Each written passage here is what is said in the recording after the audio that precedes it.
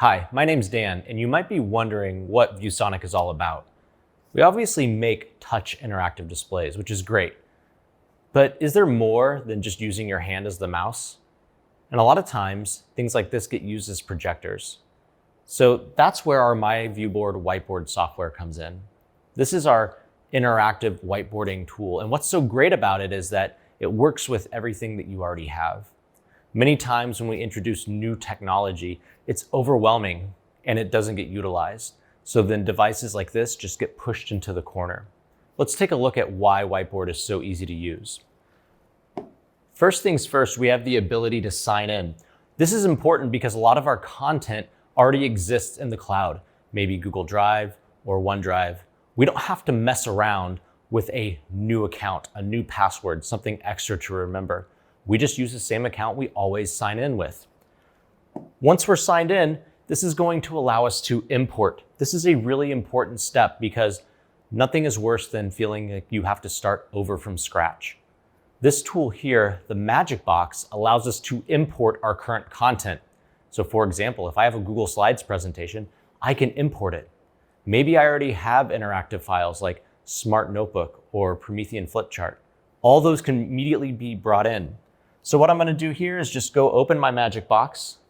Again, you can see the Google Drive or cloud integration here. And I'm just going to go into my Drive and quickly pull up a lesson.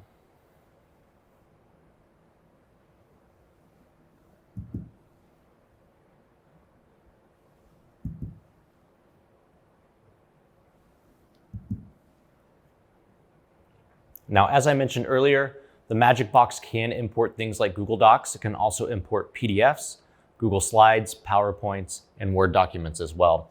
Let's go ahead and open this PDF here.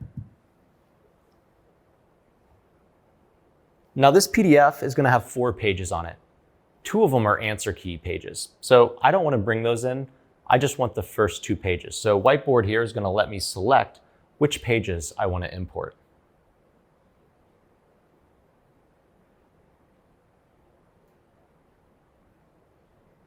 So we'll select pages 1 and 2, choose the import button,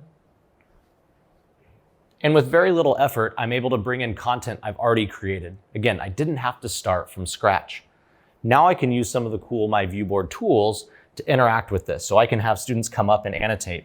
Let's use this hand tool. This is called Infinite Canvas. This is going to let us zoom in and get closer because sometimes it's hard to see.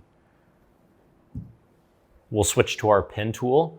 Now students can come up and circle the action verbs. Go back to the hand tool. Again, this is called Infinite Canvas.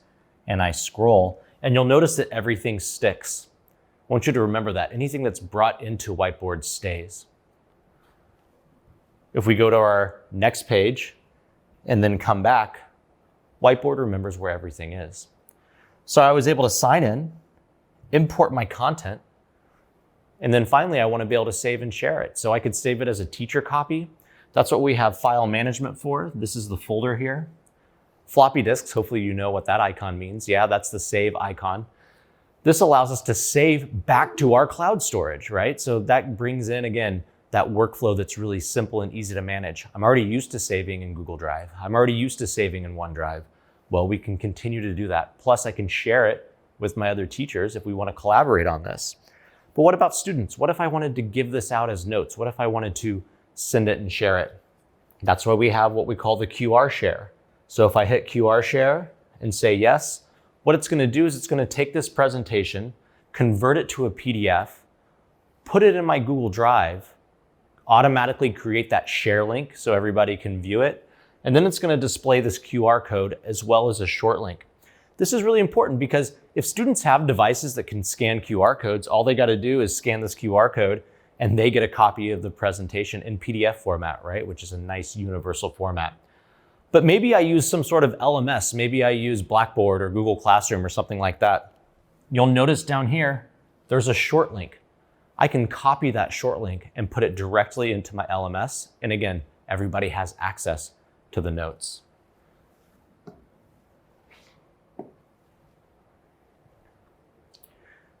So far, we've seen how Whiteboard can immediately bring in our content that we've already created. I didn't have to start from scratch. But some content lives outside of our cloud storage. Some of it is web-based. As an example, the PhET website. This is a great math and science simulation resource. I know many of you use online curriculums. How do we use Whiteboard with a website? That's just something that can't be imported, right? Well, let's go back to Whiteboard and let's focus on this tool down here. Now, this is a Windows-only feature. However, what it does is it allows us to essentially go into desktop mode. We call this Windows toggle, or I call it Write on Anywhere. So when we press this button, you'll notice that it actually hides our canvas. And now we can see the PhET simulation website. Now my hand is still in what we call mouse mode. So we can go over here and get our skateboarder, put them on the ramp, and they can start going backwards. Now, if I was teaching a lesson, I might ask students to predict where our skateboarder would end up if we adjusted something like friction or gravity. Well, how do I write on this? How do I do that in this current mode? If you notice over here on the right, when I touched that toggle mode, this floating toolbar came up. So I'm actually still in Whiteboard even though I'm on the desktop. If I touch the Whiteboard icon on the top, this takes me back to my canvas. That's why we call it toggle, because I'm essentially switching from my Whiteboard to desktop mode. So let's go ahead and switch back to our desktop mode or toggle mode.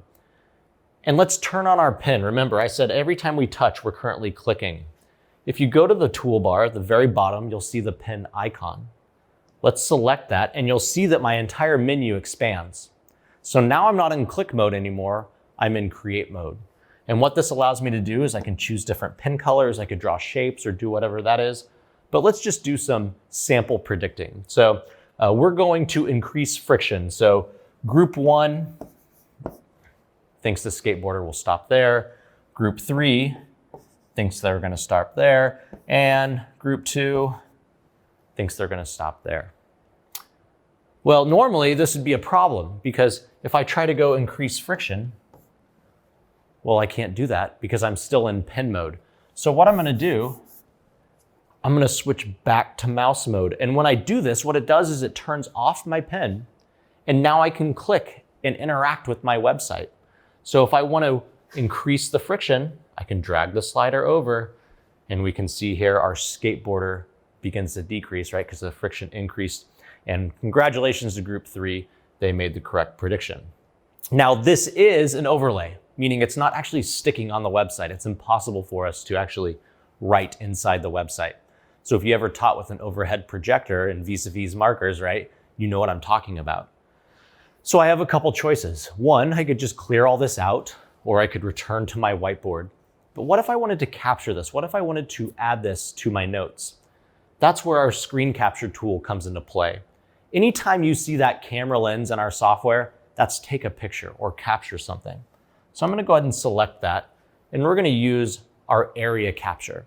What this does is it grays out the screen and allows me to choose a selection, and when I let go, you'll see here that it takes a picture and then puts it on my canvas.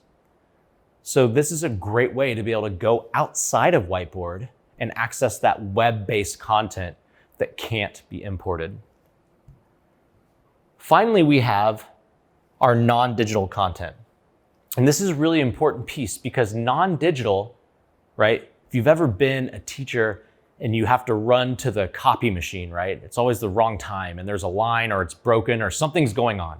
But we have non-digital content. Let's go back to that action verb worksheet. Maybe I've handed this out or maybe this just isn't in my Google Drive. If you have a document camera, a USB document camera, we can actually open your document camera directly in Whiteboard. But a niftier way to do it is to use what we call the throw tool. Now the throw tool works with an app called the myViewBoard companion app. This is an app that you can install on your phone. When you're signed into the app, it can actually connect you and your phone together. So how this works is I open the companion app, and inside you're going to see a paper airplane, right? Paper airplane, throw. We're going to throw it to the board. I'm going to open my camera, and I'm just going to take a picture of this worksheet here. There you can see my nice picture. I'll touch the check mark, and I'm going to send it up to the board. When I hear a ding, that means that my throw was successful. And because I'm the teacher on this device and on the board, this is going to allow me to open the image directly on the canvas here. So you can see here's my image. I can make this bigger. I can zoom in and out on it just like I did before with the hand tool. But I was super quickly, easily able to grab something non-digital and add it to my presentation. And sometimes we think of it only as a scanner for paper, but maybe students were building something. Maybe they were creating something in art or making a statue or some sort of mold. We can capture those and add them up to our canvas as well. So essentially with Whiteboard, I was able to do three things. One, I was able to sign in with my cloud service, which is super easy, and then import from my cloud, right? So that was that first piece, import your content from Drive. The second piece is I can easily switch over and annotate on any website. So if my content is web-based, I can annotate and capture that. And then the third way is I can use the companion app or a document camera to capture that non-digital content and bring it into the board.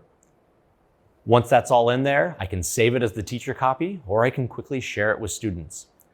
And in the whole process, I didn't have to create new content. All I needed to know was how to sign in and use those three simple tools. Now, a lot of that is teacher-facing or teacher-focused, right? We're talking about bringing in content the teacher's already created. But we also have the ability to engage kids and engage students. So something that's cool about Whiteboard is that when you're signed in, every teacher has what we call their own portal. So it's a web URL that students can go to and then interact remotely with the board. There's many ways you can do this, such as screen sharing and also using that throw tool I just showed you, but let's focus on one called Pop Quiz. So I have some participants here in the room with me, and I'm gonna pretend they're my students. So they would actually go to this URL, myviewboard.com/sharp. And the way I can access this is by touching my name in the top left corner, and it also will display that URL and that QR code. Now the Pop Quiz tool exists in the Magic Box. And we learned about the Magic Box earlier because that was our import tool.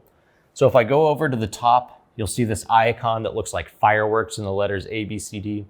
And there's a spot for a question up there. I can write the question or I can just ask it verbally. I'm just gonna verbally ask my audience, how are you feeling today? And they're gonna go ahead and send me a throw. Now down here at the bottom, this is what we call our answers section. So as students submit their responses, you'll see they appear. So I can reveal Blake's, I can reveal George's by touching on it. And if I go in here and I want to zoom in on a student response, I just do a right click. So it's a 2-second touch and hold and let go, and then it's going to zoom in on their response. I now have teacher annotation tools that I can annotate over it. And again, I say teacher, but it doesn't always have to be the teacher, right? We could do peer review if we wanted to. So I can say, I love this. Rock on, big exclamation point. I'm feeling great today. Cycle over to the next one, right? Looking for a fight. Haters, right? We're gonna fight all over it. Feeling great. And the cool thing about this is that if students have touch devices, right, they can write, or if they don't, there's also a text input. What I liken this tool to is if you've ever been in class and you've handed whiteboards to students and they had dry erase markers, and you said, answer the question and hold up and show me your boards. That's essentially what Pop Quiz is, but it's digital.